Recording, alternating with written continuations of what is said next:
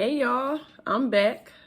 So we're talking today about a couple of things. We're going to talk about being lost, like growing up lost.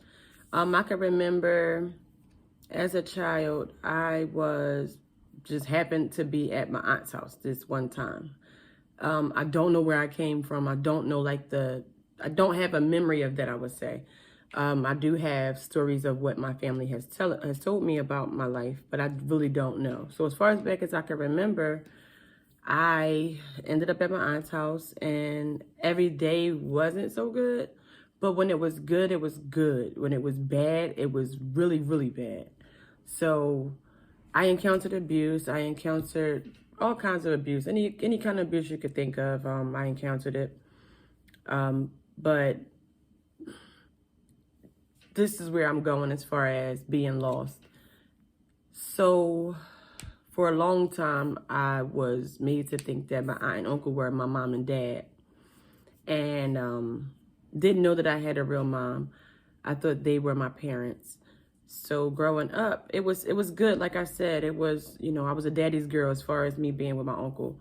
It was always him. He was always giving me my way, always, helping me out, always saving me when it was time to get in trouble. Same for my sister. It was always me and my sister in the home with me and my aunt and uncle.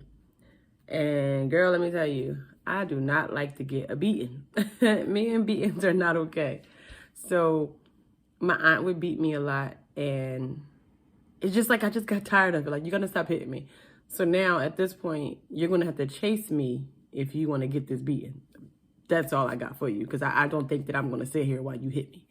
So in that house, we had back steps and the front steps, and I I knew it was the time. Like every morning, that's what it was. So every morning we would walk my grandmom out to, I'm sure you guys probably remember the Warren E. Smith truck. So they were CCT though, but they were going to Warren E. Smith. It was like a little day program for the elderly.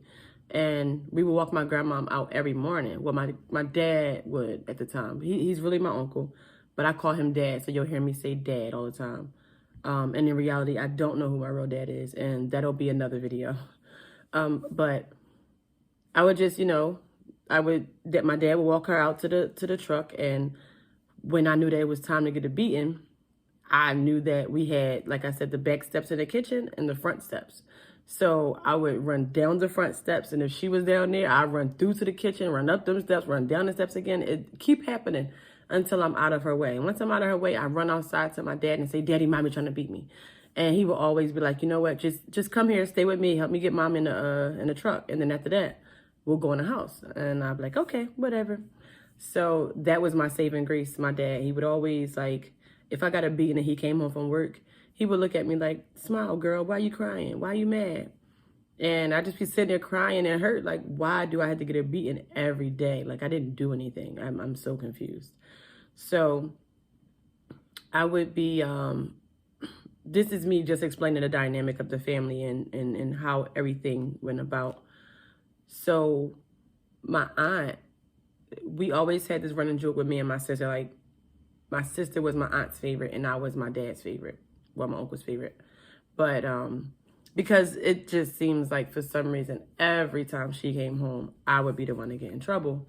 And yeah, my sister got in trouble a lot too. But my sister, she is not emotional. She if she gets emotional, she's really mad or something is really happening. Because no matter what they would do to her, she'd just, okay, whatever. Meanwhile, I'm, "Oh, no, please." I'm running around, I'm scared. You're not going to get a chance to hit me and be okay with it. Like, I don't think that was okay. I didn't do nothing wrong. You walked in the house, you got upset at nothing, and you decided to put your hands on me, so we got to run around this house before you beat me. And I kind of grew a hatred for her because I just felt like it would be every day. So she would walk in the house and did not take her to clean up, and that was the yelling, and we like, well, we did clean up, but because we didn't clean up to her liking, now we got to get hit. I'm sure you've seen in my pictures. I have, my hair is not that long, but my hair, I've always had like thick hair and thick long hair, and it would get like matted in the middle. And when she would do my hair, I would cry because it would hurt me. But she would like grab me and like throw me across the room and kick me and punch me and smack me. And it got so bad. I just couldn't understand what's hurting you so bad every day that when we come in the house, you have to hit us, or you gotta throw something, or you gotta grab us with something, or you gotta take something and knock us up? Like, why? Where is this anger coming from? But because I didn't know the answer, I was a child. I'm just like, okay, this is just normal. We just get a beating. It is what it is. But then my dad, he was always at work, so he never, was involved in what was happening, or he didn't know because we were too scared to say it. At this time, we was in DHS, so we had our social worker would come over every so often. But our social worker would come in, hey, yo, how you doing? Everything's okay? And we'll be like, giving them the eye emotions, like, no, let's talk. Let's figure this out.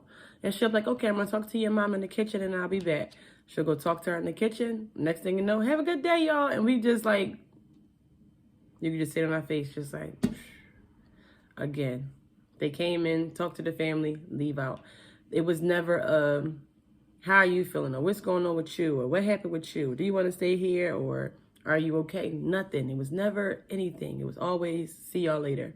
So we would cry so much because it's like, we're getting beaten here. Like, it's not okay. And it never worked in our favor. But then every holiday was a big holiday. I mean, she decorated to the nines, the inside, outside, the railings, shoot the car if she could. Everything was decorated and big and lit and really nice. And we would just love it. Like, this is the best Christmas ever. All kind of gifts, no matter everything that we wanted, we got, even extra things. Even, she always threw a party. She always had some kind of cookout. She always had the people over there because she was a hairdresser. She was a home health aide. So she was always taking care of people, always doing stuff for people.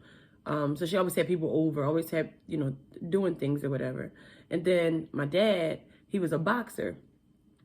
So he brought people over all the time too. So there was always something happening, always a cookout, get together. They was always the host with the mostest. Like my aunt always wanted to make this big old punch that she called Bahama Mama. And he would just bring the people. He would go shopping. You know how the men are. I give you the money, you do whatever you gotta do. And that's just the dynamic of, every time they had something, that's just how it went. So I'm guessing that masked what was really happening, because like I said, when it was good, it was good. It was real. It was so much fun. But when it was bad, it was bad. And when I say good and bad, I mean to the point where that morning we may have gotten beat or smacked or kicked, but by that afternoon, it's a cookout, it's a party, it's a get-together. She's cooking, people coming over. So we got to put on these faces where we're like, oh, hey, everybody, because we're always in the mix with people. I mean, we may not be like there when it's time for adult time, like when they're talking and they're drinking, but in the midst of it where everybody's coming over and the party just getting started, we're down there with the people. So we can't be like, we just got beat. It's just, oh, hey, y'all, how you doing? Whatever. And we're so excited. So it came to a point where we felt like, is this right? Are we supposed to get hit like this? Are we supposed to be unhappy? Like, what's wrong? And we couldn't understand what was happening. So we would get visits by our aunts, our cousins. And each time they would come over, we would find out like who they are, what's going on or whatever. And then one day my aunt tells us, that's not your real mom and dad. And we like, yes, it is. That's mommy and that's daddy. Like, that's what we know. That's mommy and daddy. And she just was like, no, that's not your real mom. The next time they let you guys come over, I'll show you who your real mom is. And it's a conflicting feeling because I'm like, okay, I got mommy and daddy. Who are you going to show me now? So one day she took us to see my mom. And my mom just cried. She just cried. She just said, oh, that's my babies. That's my babies. I love my babies, and giving us hugs and giving us kisses and telling us how much she loved us and everything. And I'm just like, this lady is kissing on us. Like, who are you, lady? As a kid, you still don't know.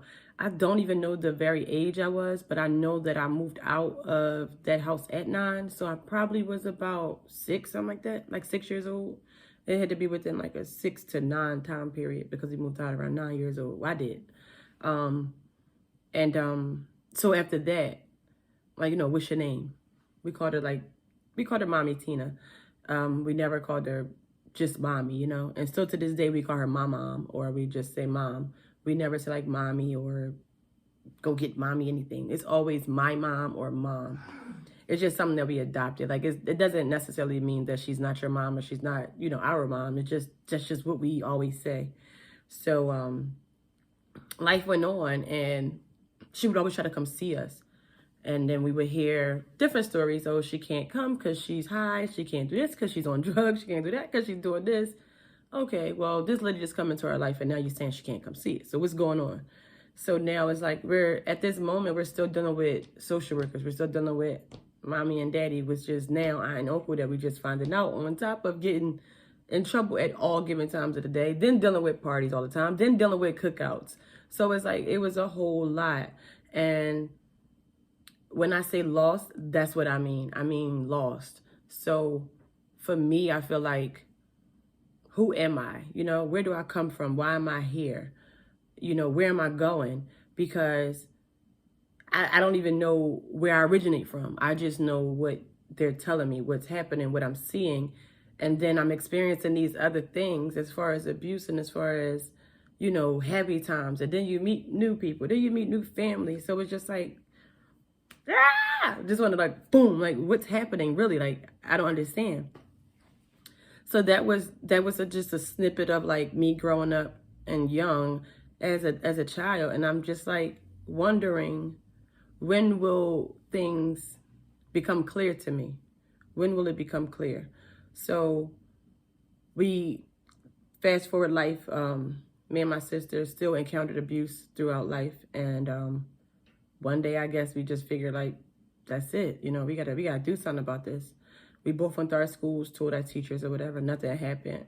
Time go on, things are still happening. And like I said, life had happened for a while, because when it was good, it was good. When it was bad, it was bad.